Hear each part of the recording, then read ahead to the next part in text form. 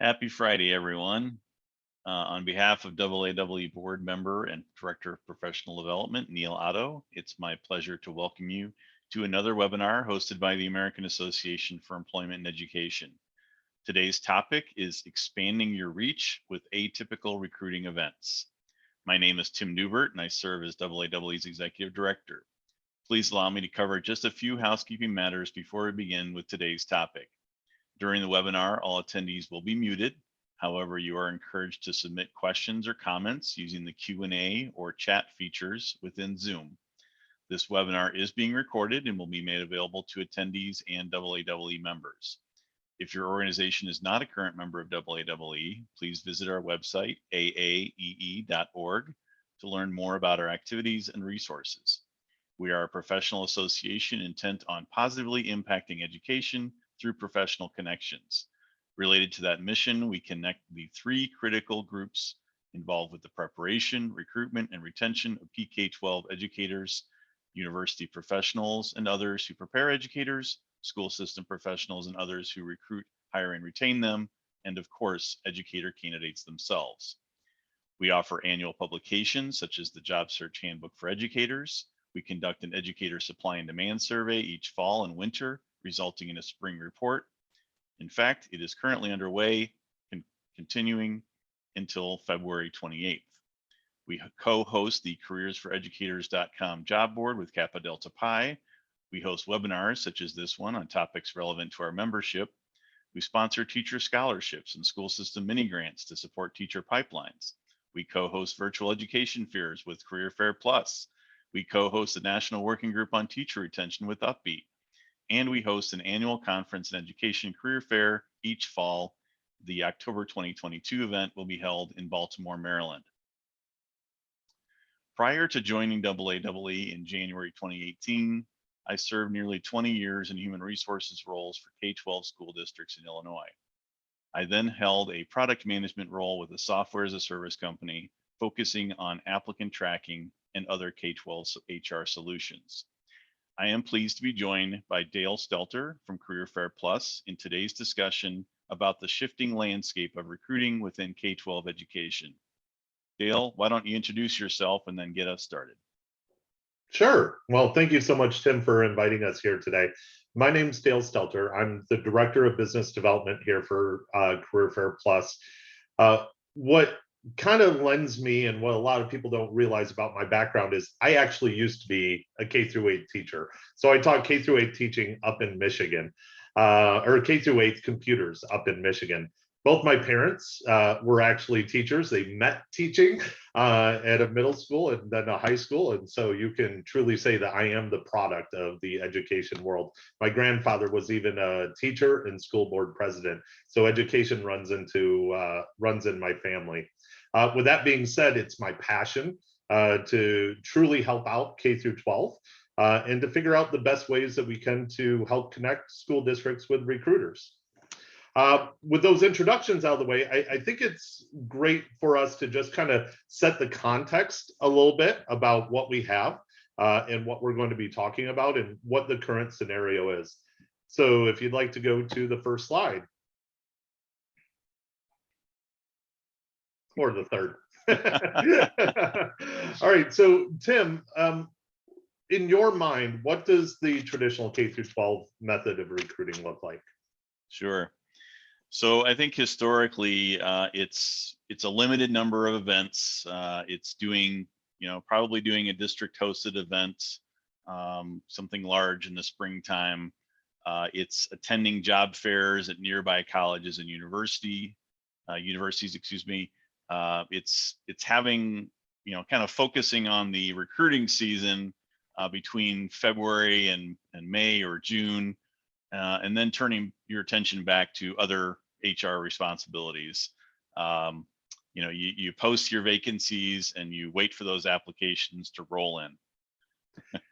Yeah, that's definitely the traditional method. One thing that, at least from my experience in K through 12, and from when I speak with a lot of other school districts, that traditional large career fair model that they host in that spring, that's a time of year in which, pre-COVID times, you would get a large number of applicants or a large number of candidates that introduce themselves to you.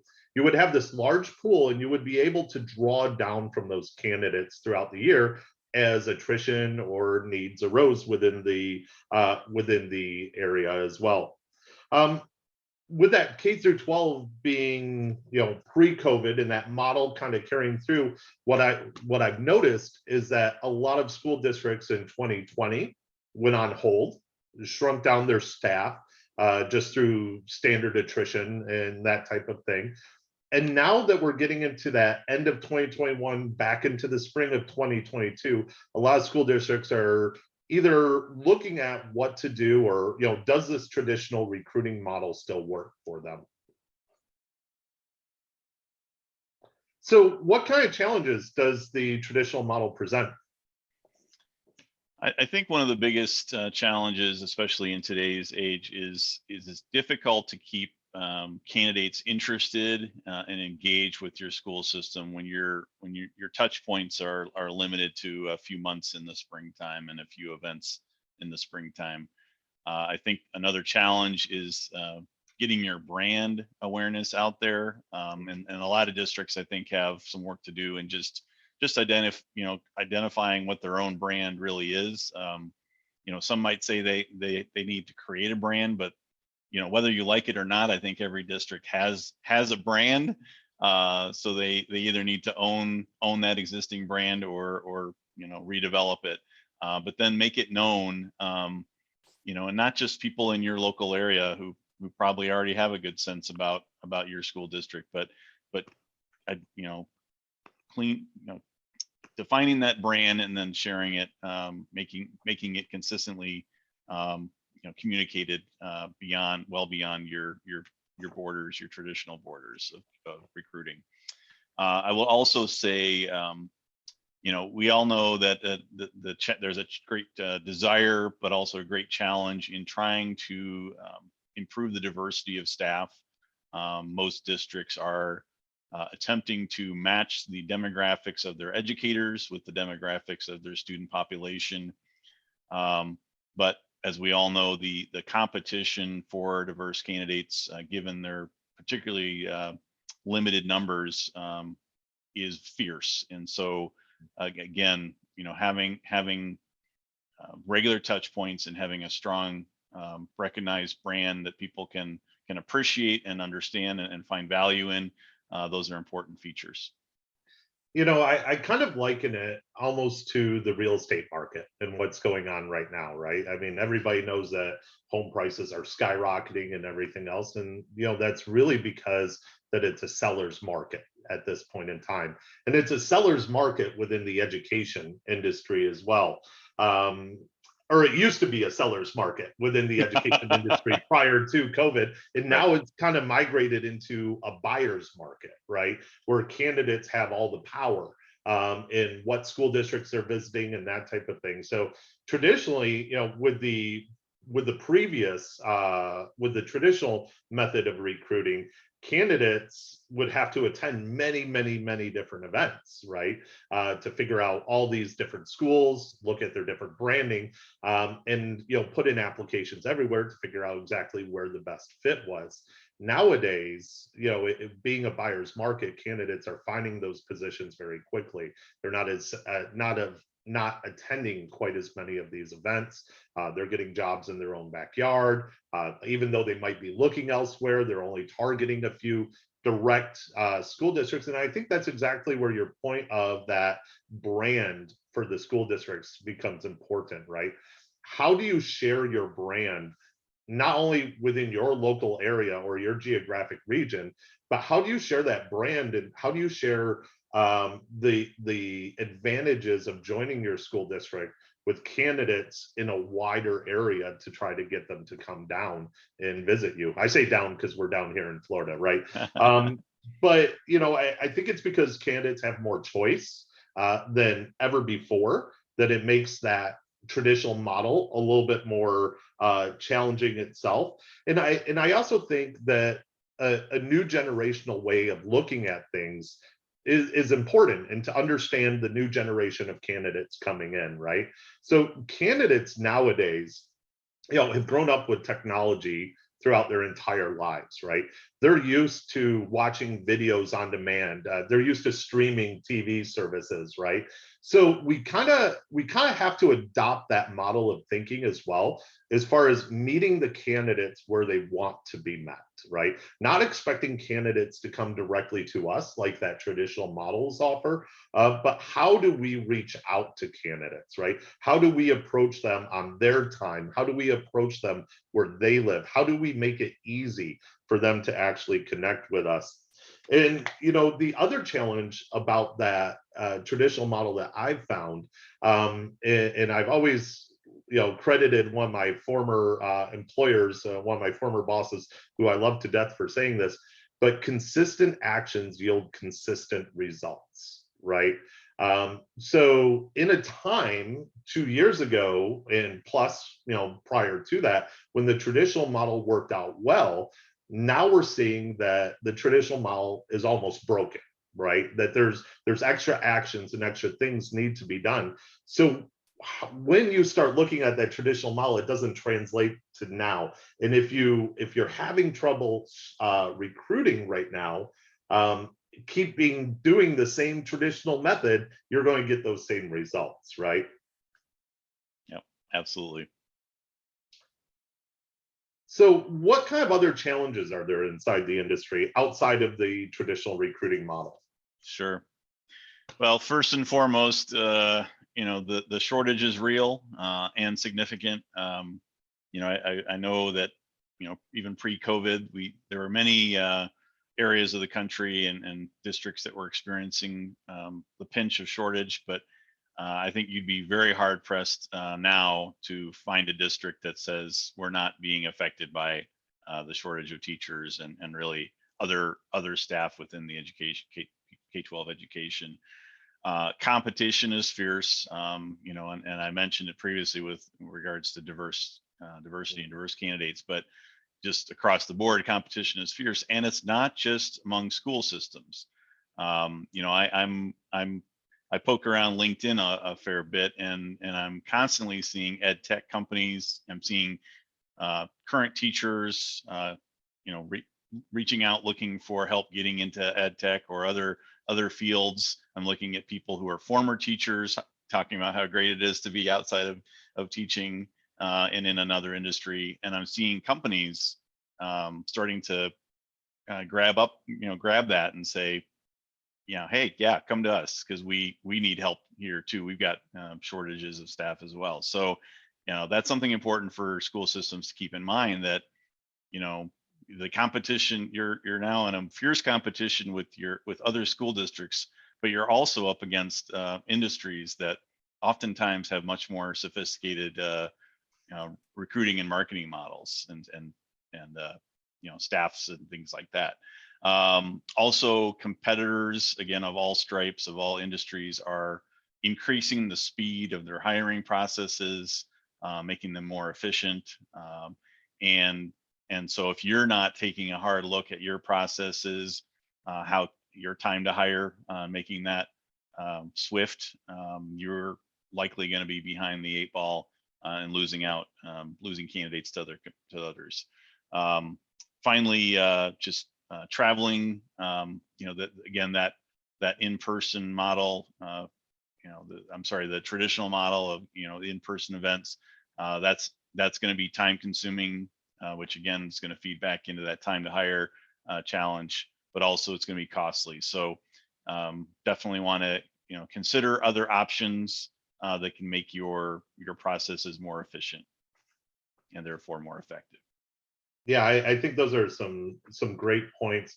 Going back to the teacher shortage itself, I was able to pull a statistic from the American Association of Colleges for Teacher Education. In fact, this was presented at the National Educator Shortage Summit that ASPA was able to host previous week to here, and we were lucky enough to attend. But in looking at their graph, speaking about the number of teachers that are actually graduating with bachelor's degrees inside some type of educational field. There's been a 30%, roughly, about a 30% decline in those candidates since 2013. And then even when we're talking though as a whole, and we go back to the peak of when this was being tracked, the peak was in 1972 when 190 plus thousand educators were being graduated each year. We're at a roughly 50% reduction over that. So this isn't something that's new. This is something that's been starting to trend over time where we're graduating less teachers, right? And that just highlights that the problem is actually real. I think there's a few things that the industry can do to really address exactly what's going on. Of course, there's teacher compensation legislation that's going through the federal government right now to take a look at the teaching industry as a whole and how can we improve that. But really, I think a major issue is the perception of these educator positions. Why are teachers leaving? Why are teachers looking at that ed tech area? Why aren't they staying within the classrooms? And I think the prestige factor comes from that brand awareness partially, right? How are we supporting our candidates?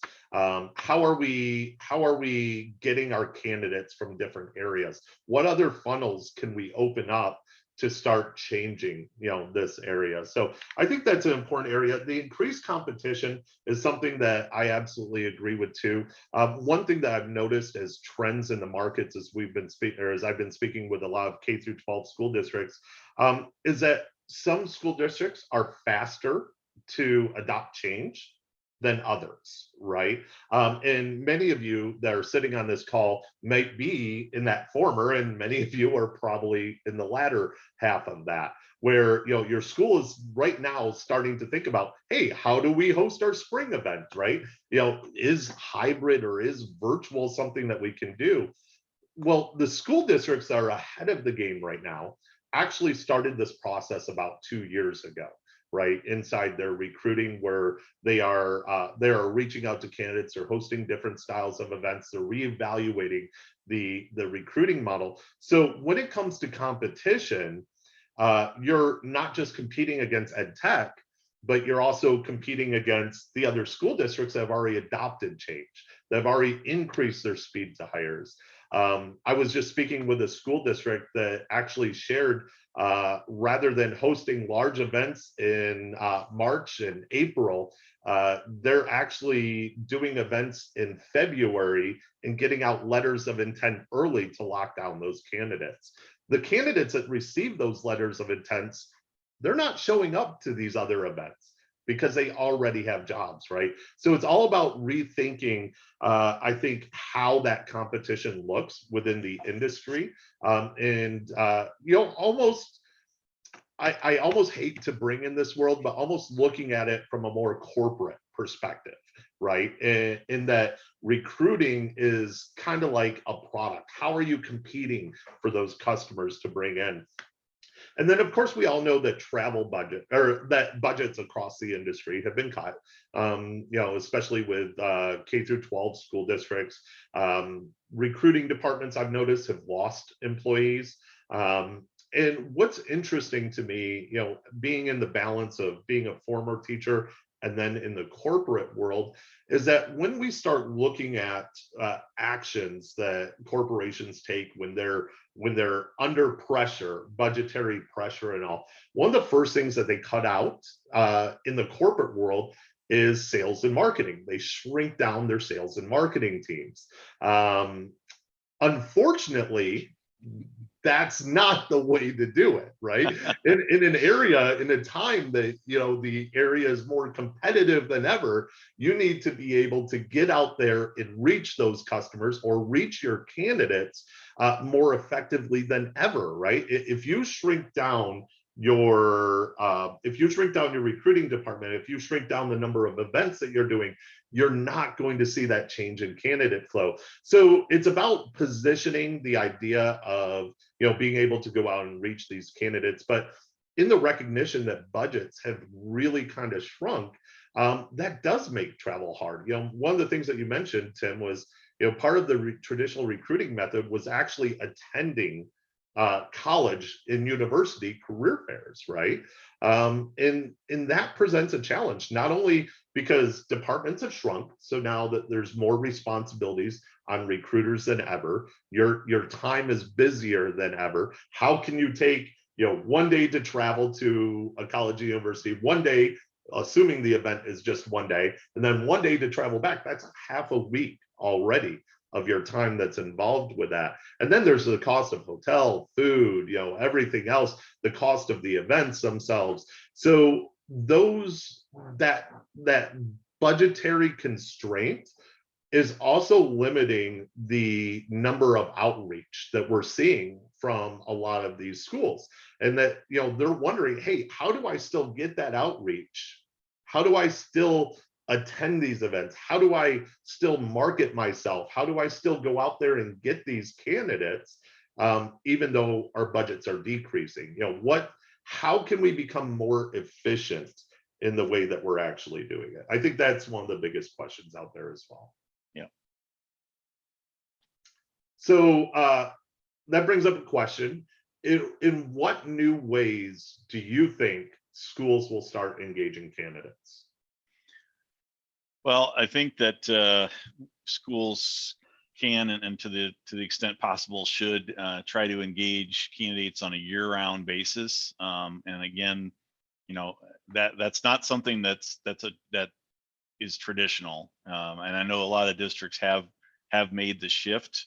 But you talk about, we both have talked about the recruiting function, the capacity of school districts, and I indicated maybe earlier that that was, that's my experience, is that it's something you do for a few months in the spring and then you turn back to your other duties.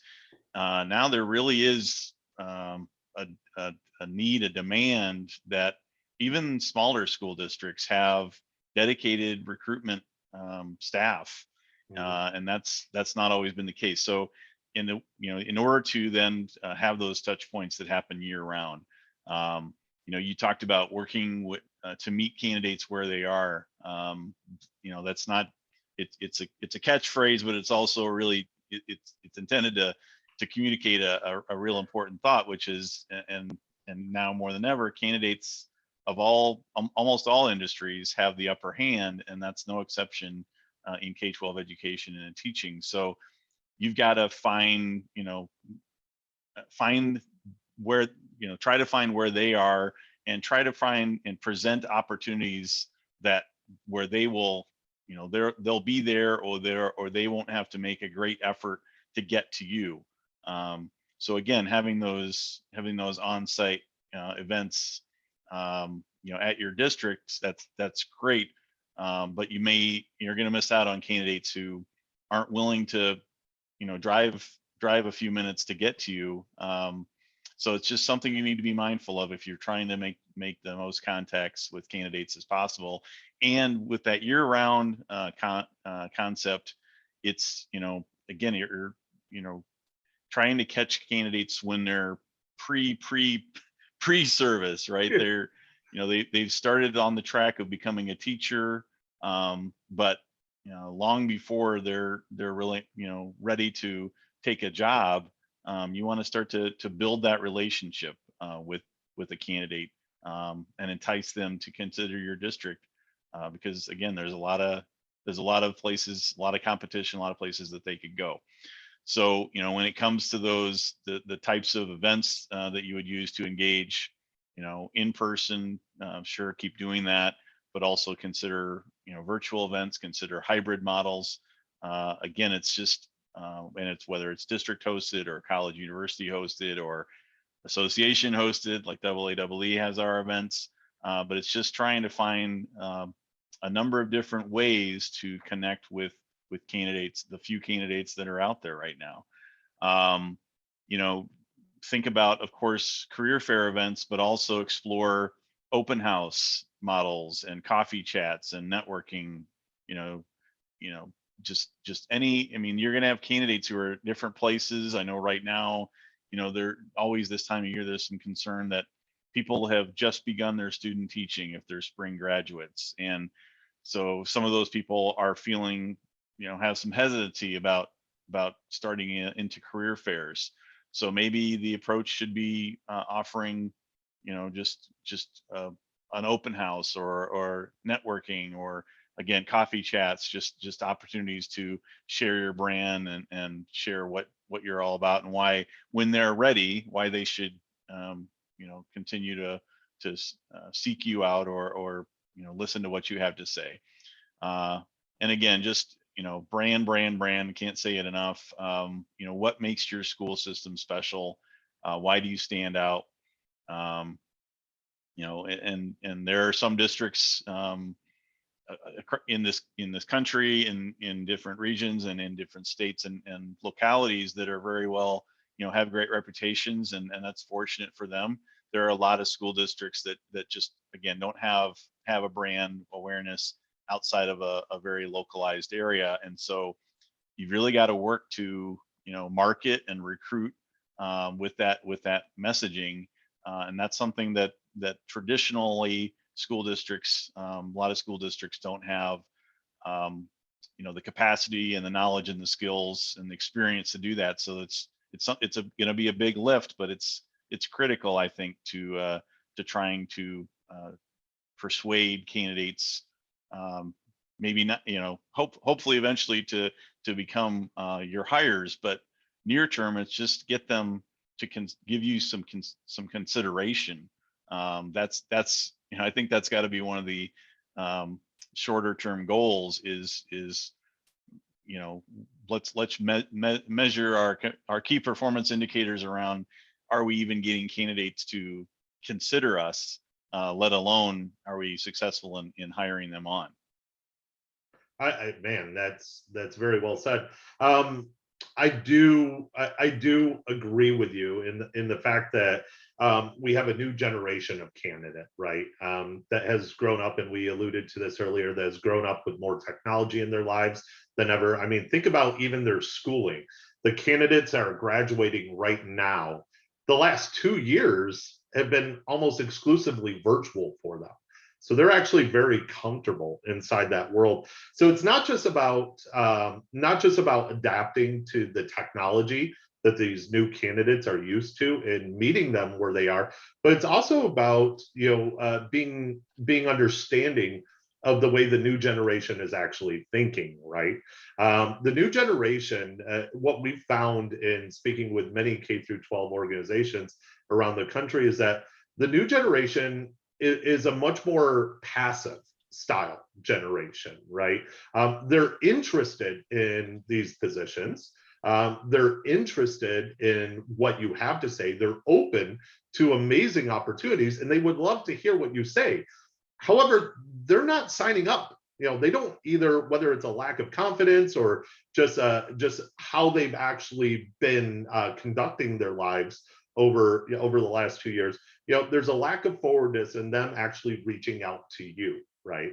So being able to establish personal relationships through different styles of contact with these candidates, I think is really, really important. To tag on to a couple of the things that you said, traditional career fairs where you still have like that large in-person career fair where you're each school has a table, each principal is at those tables inside your high school gymnasium or something else like that. I think that still plays a major role in trying to find the local talent, engaging your community, and looking for more homegrown career switchers and that type of thing as well.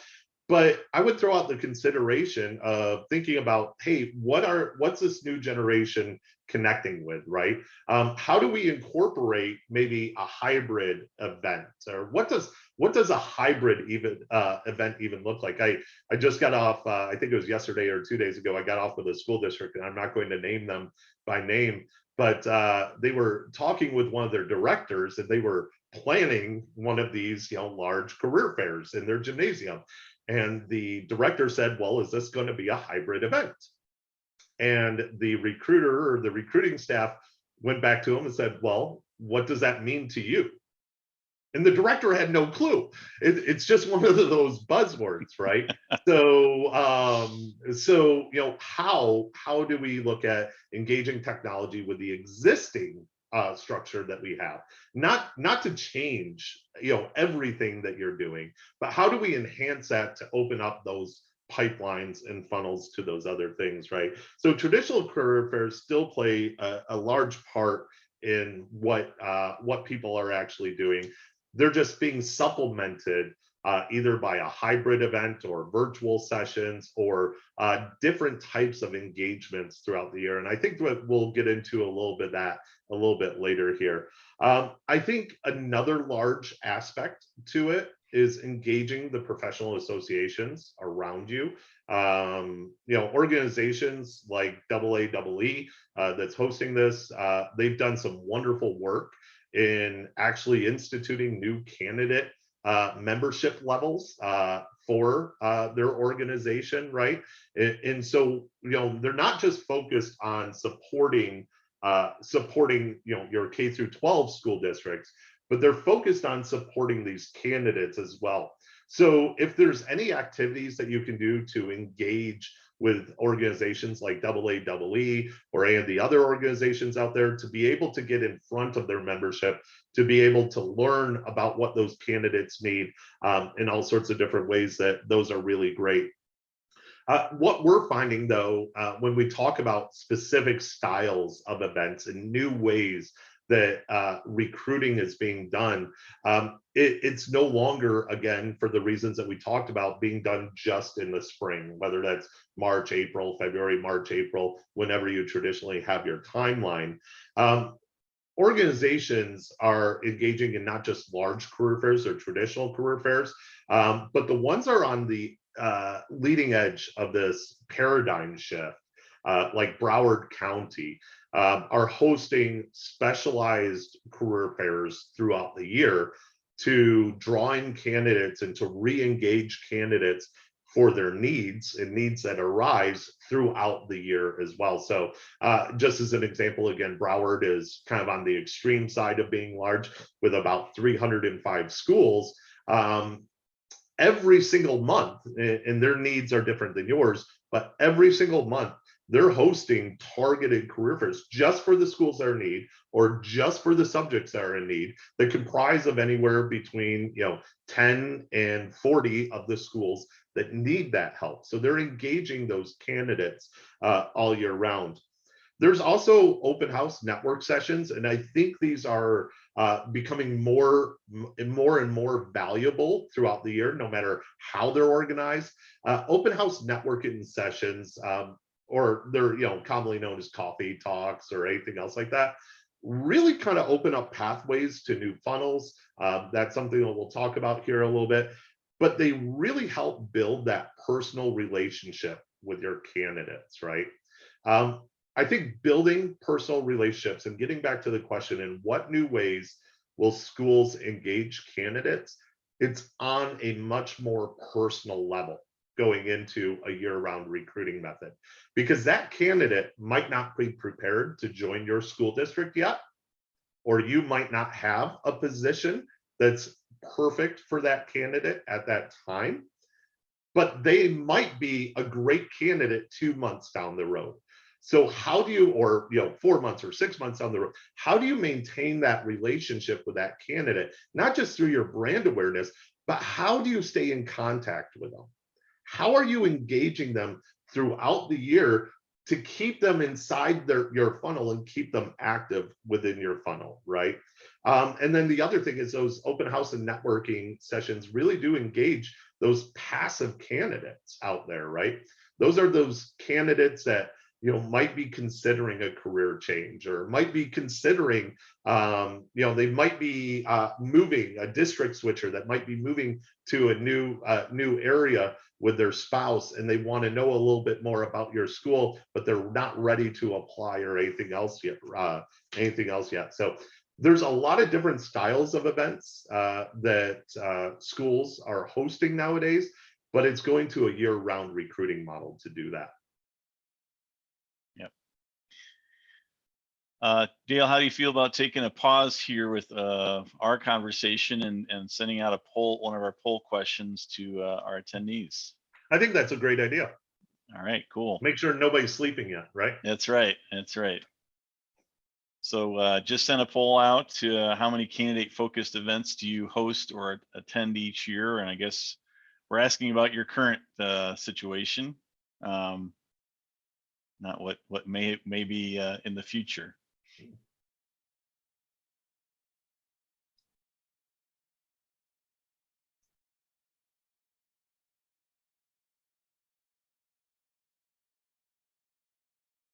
Got a good amount of participation so far. Good. Just a couple more moments here. That means everybody had their coffee this morning. That's right. That's right. Some very active folks. All right, let's go ahead and close the poll, and I will share the results. And please let me know, Dale. Can you confirm you can see that? Okay. I sure can. Awesome. So yeah, we've got some very active districts on the line here. More than 60% of respondents saying that. I think what's interesting here is that number one, with a lot of schools that backed off of recruiting during COVID, you're seeing school districts that are no school districts are not recruiting this year. Let's put it that way. There's a double negative for you, right? Yeah. Mrs. Tartoni, my English teacher back in school, would love that. But no schools are not recruiting this year. I think there are some schools out there that are currently still looking in that 1 to 3 range about, we have maybe a retention event, we have maybe a traditional career fair, and we might host a fall career fair for the graduates in the fall or for specific needs. But I'm really excited to see how many school districts are planning on more engagements this year. Excellent. So with that being said, I think that's a great way to introduce this topic here. With so many different school districts organizing so many more events and looking at annual recruiting models and different types of events that they're hosting, what kind of funnels can supplement the new grad shortage, Tim? Sure. So as you mentioned, with the American Association of Colleges of Teacher Education, I think I got that right. The numbers of traditional educator candidates has diminished, unfortunately, and we hope to turn that around. But in the meantime, I think we need to, districts need to look to career changers, and not just people. I think districts need to be moving beyond those folks who've already, made the decision and they've begun doing what they need to do to become certified. But, feel free to, entice those people to consider, and make it about, wouldn't you love to teach in our district, and let us help you navigate that process. But so career changers, of course, district switchers, and I mentioned competition is fierce. And that certainly doesn't end when candidates or when people are once people are employed. Hopefully, it's hands off for the majority of the school year. But then come springtime, those candidates are maybe start looking, and so it's hard when you're the district that's going to lose a teacher. But it's part of the American way, right? It's going to happen, and as we've said several times, the candidates, the employees are in the catbird seat right now in so many places, so many ways. So you've got to be, do your part to look for those people who are looking for a new opportunity, and you may be just what they're looking for. Alternative licensure candidates, there are more and more alternative licensure programs. We all know some are better quality than others. Just the same could be said about the traditional programs. But so that's certainly a funnel or a type of candidate pool that you want to consider. International candidates, I'm seeing more and more districts that are considering or have made the switch to give a good strong look to international candidates. I know there's complexities around visa sponsorship and licensure, of course, with international candidates, but I think if there's never been a time before, there certainly is now an argument to make sure you're as they say, turn over every stone, make sure you're looking everywhere for candidates to fill your needs. And then the last area that I would just highlight is grow your own program participants. Many districts have launched grow your own programs. If you're not already doing that, I encourage you to consider it. It's a, again, it's not a short-term solution. You're not going to start a grow your own program today or next month and have candidates for the fall. But it's got to be part of the solution. And I think it makes a lot of sense. Yeah, I think you hit on every major one. I just have a few talking points on a couple of these here. Again, that number 50%, just to give you some context in how many educators were graduating now versus 1972. 1972, there was almost was it about 190,000 educator candidates graduating with a bachelor's. Last year, within the last couple of years, there's been down around 80,000 candidates, or actually 80 to 90,000 candidates. So it's literally about 50% there. The question is, there's still, in fact, there's more people inside the United States now than there was back in 1972, right? Our population has grown.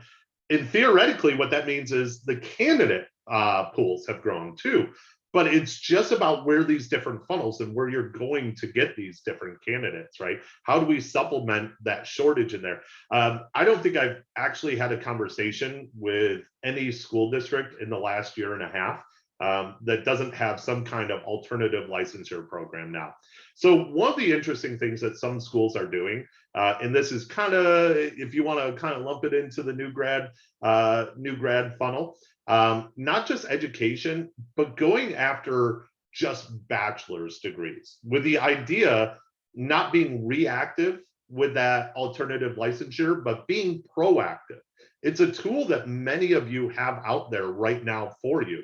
Take advantage of that tool. When you're hosting these events and you're starting to look at your marketing and who you're marketing these different types of events to, don't exclude general education graduates. Don't exclude, all these other graduates that might be graduating that just aren't sure exactly what they want to do yet. Teaching is an amazing profession. I think almost everybody probably on this call has some experience inside the classroom at one point in time or another, right? It's an amazingly rewarding profession. And that's a great opportunity that you're going to be able to give these candidates, especially in a time when candidates are looking at something that's more rewarding to do, more rewarding internally to do. So graduates, I kind of separate out education new grads from the general ed new grads. Career switchers, and this goes a little bit along the lines of what Tim shared with a grow your own program. Career switchers are an amazing opportunity. They're not going to produce the same numbers that a general ed or that a new educator funnel will produce for you, but there's still candidates that are out there for you, right? These are people that during the Great Resignation quit high-paying jobs to look for something that they can have a little bit more flexibility with, and to be able to share with these candidates, hey, you have summers off, or hey, this is an extremely morally fulfilling position. That's something that a lot of school districts are tapping into. In fact, one school district down in the Southwest, we recently helped out with an open house networking session where they brought in one of their teachers, and again, establishing that personal relationship with somebody inside your district. They highlighted one of their personal teachers that hosted group sessions to have discussions about how they moved from a paralegal to to education. Why they made that change? It was something that was always innate within him, but at the same point as time, his family had discouraged it, right? Because they had a different perception of education. And he was a perfect example of how the transition can be made. And now they're highlighting this educator, and they're utilizing him to engage this funnel that they're in and that's out there. With the Grow Your Own program, and I think that kind of gets mixed in with these career switchers a little bit. Tim, I know you said Grow Your Own programs can take time, and for the most part, they do. However, at the National Educator Shortage Summit, I was at a table with a school district that was in Georgia, and they are doing this amazing Grow Your Own program right now that's actually yielding them candidates for their spring events already. They decided to involve the community, right? When we say grow your own, and first let's just kind of define that. When a lot of organizations say grow your own candidates, they mean through student teaching, they mean through internships, and they mean through other programs like that. And we'll discuss those, I'm sure, at some level if we have time. But what they're doing is they're reaching out to their community. The community obviously supports the schools inside the district. Their children are inside that district. They want to see their children prosper. So they're reaching out to businesses. They're reaching out to all sorts of people within their district to post their career fairs to engage those people that might be interested in making a career switch, right? And those are people within your own local area that are available. So they put up flyers inside all these businesses. They're actually receiving candidates prior to the event already, and they're getting some of that going. So I think that career switchers and grow your own program is very important. Expanding on the grow your own program, maybe you can help me out here, Tim, and share at the AAE conference, wasn't there an organization that spoke about apprenticeship now and apprentice programs? Yeah, the Clarksville Montgomery County School District in Tennessee has a teacher apprenticeship program that they got approved at the Tennessee State Department of Ed level, but they even took the next step with the Tennessee Department of Ed and got it approved at the national level. So now the U.S. Department of Labor recognizes teacher apprenticeship programs just the same way they do other professional or even trades professions. So that's a great opportunity, and so it's a unique grow your own program in that it allows for people to get the educational credentials that they need to be a full-fledged teacher, but in the meantime be able to work and earn a salary to do so. Yep, So absolutely. it was actually just highlighted on CBS Mornings yesterday morning. Sean Impartis was interviewed from Clarksville Montgomery. So yeah, great program. Definitely encourage people to look into that. Yeah, so there's also all sorts of these other programs within this kind of grow your own funnel that are available to you. Knowing about the programs is number one. I was actually not even aware of apprenticeship programs until that October annual conference for AAE. So attending that conference was something that opened my eyes to all sorts of other cool programs that schools are doing. But if I'm somebody who doesn't know about this, and I have meetings with K-12 school districts all year round, and I meet with so many of them, I'm sure it's something that is not fully out there as well. So connect with AAE or any other of these professional organizations to see what other programs are out there. One thing I will mention with district switchers, conversations around district switchers, and I want to kind of destigmatize this district switcher label itself. When people talk about district switchers, often they're talking about taking candidates from one district and moving over to yours, right? Or recruiting candidates. And, that's something that morally and ethically we just don't want to do. But when we look at historical teacher salaries and the roles that educators play inside their homes, teachers are often the secondary income inside the household. I grew up in a primary and secondary. That means I drank powdered milk, literally. But with that being said, district switchers are becoming very important because with the great resignation, people are looking for jobs outside of their areas. They're looking for jobs for their families that can take care of them more. Here inside the state of Florida, we have one of the largest population growths throughout COVID right now. And what that's bringing in is a lot of those teaching candidates that taught at other districts, other states around the country, they're coming down here to Florida for the primary household income, and it's opening up their opportunities to say, hey, what schools are my children going to go to, and how can I be involved with that school? So by hosting, district switcher events, or hosting open house network sessions to introduce candidates like that into your recruiting pool, I think that's a great way to do it right now. There's a whole migration around the country that's supporting that. So, Tim, how do I engage career service departments at colleges and universities? Sure. And I'm looking at, I know we're getting close to the top of the hour or the bottom of the hour, depending on how you look at it. But so I will try to be swift here. We just got I know we got a couple of more things we wanted to chat about.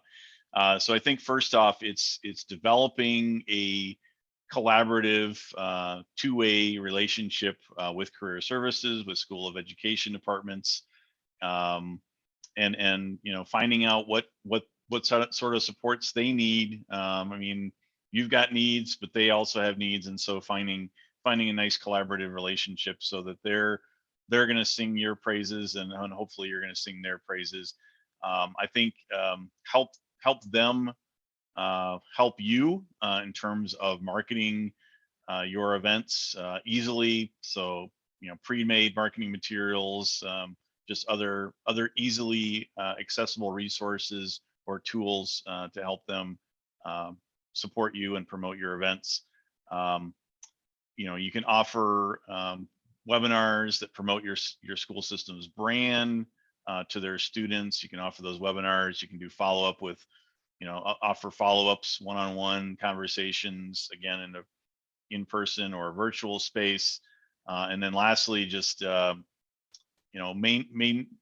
maintain that relationship by, again, doing things that meet their needs, such as being one of their, attending their events, and supporting them in that way. Again, it's always keep in mind, just like any relationship, it's a two-way street. It's a give and take. The only thing, and that's perfectly said, the only thing I would add to this is when you want to engage these career services departments, whether it's specifically for College of Education or whether it's general ed, which I think you want to start moving over to a little bit, offer single employer events or coffee talks as a discussion about the industry as a whole.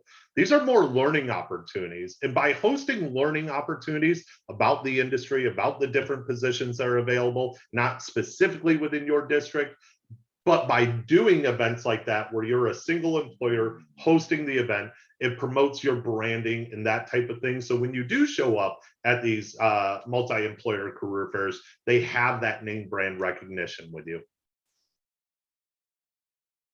So why are personal relationships with candidates so important now? I think they can be a determining factor when a candidate selects between employers. I think it's, people talk about they're not working. The reason they leave, oftentimes it's with the Great Resignation, we talk about the reason people leave, and oftentimes it's because of who they were working for. It's the individuals that they're working with and for, right? And I think that's true in the school districts as well. It's not necessarily at the district, that they're how they feel about the district that they're coming in or they're leaving, but that they're coming in, so making those personal connections, I think, is critical. And again, with those personal relationships, allow you to keep in touch and engage with that candidate in a genuine and authentic way. And I think that's really important to keep in mind, that we're not encouraging you to just have a fake relationship with people. Find Right. candidates that are, deserving of your attention and admiration, and start working with them to entice them to come to work in your district. Yeah, and I think I don't think that can be overstated. Is the fact that candidates in the newest generation that's out there right now, until this teacher reform legislation passes, right? We're not into teaching for the money, and we're into teaching for not just helping the communities and helping the students, but we're also there to work with other like-minded people. So being able to establish those personal relationships not only carries your brand highly throughout the year. So when this candidate is looking at switching districts, or when they're looking at switching jobs, you're the first in their mind, but they're also talking about you as well. They might not be ready to switch. They might not be ready to engage. They might not be ready to sign up for a position, or they might not be the best fit. But you know what? I know Tim from Broward, and man, he's a really cool guy. You know what, Nicole, I think you should go on over and just have a conversation with him. He'll change your life, right? So conversations like that happen often inside the background. And it's that genuine connection that's built through recruiting throughout the year that's really important to doing that. Not just forgetting about them and then re-engaging them when you need something. It's about engaging them throughout the year and maintaining that. So one of the things that we've mentioned before, and I think we could go on to another entire hour about this subject, but how can I develop a more diverse candidate base utilizing these different styles of events and different styles of recruiting methods? Yeah. So I think that first, again, if you're looking to match your educator population with your student population in your community, local events, of course, make sense. In-person events, or maybe even virtual events or hybrid events for your local community. But also, you need to. I mean, there's not, at least among teacher candidates, there just is a dearth of candidates right now with diverse backgrounds and racial diversity. So you gotta throw a wider net than that. So whether it's college recruiting events or your own hosted events, probably needs to be a virtual setting to be able to throw that wide net and engage candidates from HBCUs and from other colleges, universities, and other places around the country where those candidates might be. Yeah, the one thing I hear from lots of different school districts are we need our staff, our educator staff, to be more reflective of our student base, right? And they're not getting those candidates, or they don't know how to connect well with those candidates.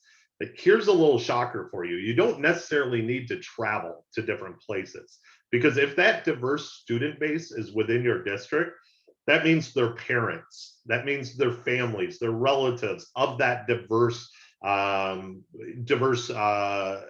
population are within your district as well. So grow your own programs, engaging your community, and especially doing events where you can open up those career switchers. That is going to help out your diversity programs. In addition, just playing off Tim's idea of going to more diverse schools like HBCUs, and some other schools that are maybe geographically based, that have a different demographic than what you have right there. We all know that travel is hard, budgets are hard. What if I told you that you had a way to actually travel out to these schools virtually, host a single employer session to actually talk about your branding, talk about the amazing area, have a school district talk about the Parks and Rec department for candidates that are looking at coming on over to the area, and then be able to set up one-on-ones with these candidates within the same thing? Well, that's what other schools are actually doing right now with targeted college recruiting events.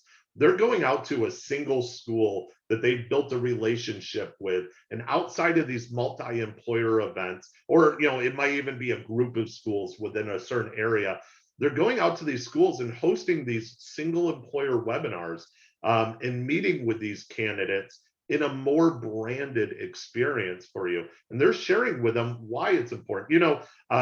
Just the last little point I want to make with diversity here. Uh, Almost all the and I forget the percentage, so forgive me, but it's something like 60% of the candidates that actually attend HBCUs travel to that school to actually attend it, right? They're not homegrown candidates there. There's candidates that are moving from where they are to attend these HBCUs. That means these candidates are already mobile, right? These candidates are used to traveling. They're used to migrating around the country and looking for these opportunities. They're attending this amazing school because they know it provides them the culture and the life, quality of education life that they want to have. And if you can be able to tap into that, not at just HBCUs, but other school districts that are more, or other schools that are more diverse around the country, and share that reason why you would be attractive for them to move to, that's another very powerful tool for you. So how do candidates recognize or remember the school district among all the other voices? That is the challenge, isn't it? Again, develop and communicate a brand for your school system. Develop capacity for professional marketing of your school system, which I think a lot of districts don't have that capacity. So it's something that needs to be worked on. I think the idea of developing and leveraging brand ambassadors, find those people in your district that are singing your praises or willing to sing your praises as an employer of choice, and work with them and help them to get the word out to others. Ensure you have a quality web presence. Ensure you have a quality social media presence. You use those accounts, leverage influencers. Consider, kind of going back to brand ambassadors, consider referral programs. Sometimes they work, sometimes they don't, but it's something to consider at minimum. Like I said before, try to have regular touch points with candidates and keep yourself top of mind for them. But again, two-way relationship, right? How can I help you? We'd love for you to come here, but how can I help you in what's going on in your world? And then when it come back to the communication, marketing, highlight good things that are happening in your school system and your community. That again, especially if they're not local, if your candidates aren't local, they're probably not plugged into all the good things, and so they're susceptible to all. Unfortunately, there's a lot of negative press right now, right? So, and has been for some time as far as education and schools as a whole. So again, kind of break through that noise with some positive news about what's happening in your district and your community. Absolutely. One thing that I ask school districts as I meet with them, and one of the very first things I ask them when they decide to engage with Career Fair Plus is, what makes you proud? What are you advertising? What sets you apart from these other school districts, right? In a lot of school districts start, thinking introspectively about this, and they don't have a great answer right away. This is a question that you want to start asking yourselves now. So when you start looking at these events, you know how to organize and you know what to promote at these events. Just to share with you some amazing answers that I've received. Of course, so many people talk about their support programs. But going into that, the next level, we had a school district outline exactly what type of personal relationships these school districts have. They shared with me that they're a smaller geographic school district, smaller population base. But when you go to the hardware store, which I didn't even know, local hardware stores almost still existed. When you go to local hardware store, you're still going to see these teachers. They ask you how they're doing. So the personal relationships, and we figured out a way to kind of utilize that into their branding. When I had conversations with a larger school district in Georgia, what is it about their district that they wanted to promote? Well, because they have a little bit of a draw around the Eastern United States, they were talking about, hey, we're such a great family area. We were able to incorporate the Parks and Rec department into their event to be able to share with those families that were thinking about moving down and those candidates about moving down what an amazing area this was to actually have a family, raise a family. They even brought in realtors to talk about the local housing market at these events, right? So it's really a question that you want to ask yourselves now, so that you can start promoting this. But what is it that is special about us? What sets us apart? What makes us different? Why should that candidate select us? If you can come up with 2 or 3 great reasons and then be consistent in promoting that, whether it's through newsletters out to your candidates, whether it's always centering that around your branding at all these different styles of events that you host, you can't help but establish that brand through repetition and become more successful with it, or successful with it.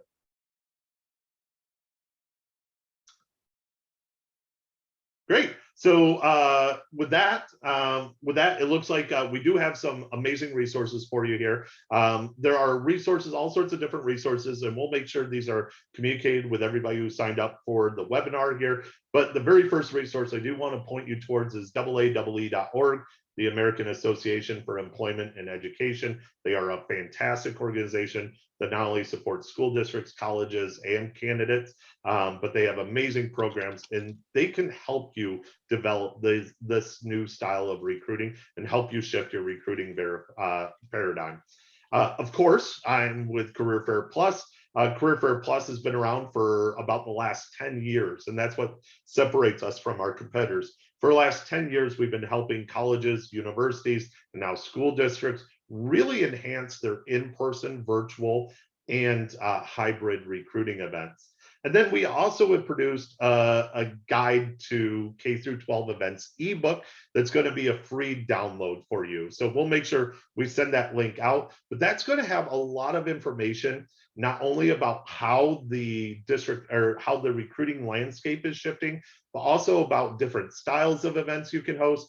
We've even put together some annual templates that you can utilize to help set up an annual recruiting program or recruiting throughout the year. Of course, you can pick and choose what you would like. I might just tease you and say there's even a fun little Mad Libs game inside there, because who doesn't love Mad Libs as well? So with those resources, I think we're a little bit over time, but I think we do want to provide the option for any Q&As or anything else. Unfortunately, Tim, my chat and my Q&A screen is frozen, so I can't see if there's anything in there. All right, no worries. I am not seeing any questions or comments in the chat or the Q&A, but again, I want to reiterate that opportunity. So give it a minute or two if anyone has any questions or comments they want to share in the chat or the Q&A. You are welcome to do so. We thank you very much for your attendance and your patience as we've gone a little over time, but hopefully most of you have stuck around. So I think that's a good sign that we must have been giving you some good information. So it doesn't hurt that they pay me by the word.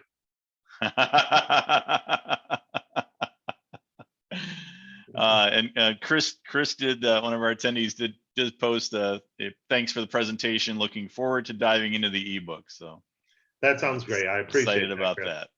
Yeah, we'll make sure everyone gets that link. Awesome. All right, well, thank you everybody for your attendance today. Enjoy the rest of your Friday and weekend to follow, and hopefully for most of you it's a 3-day weekend, so enjoy that. Take care, everyone. Thank you so much. Bye-bye.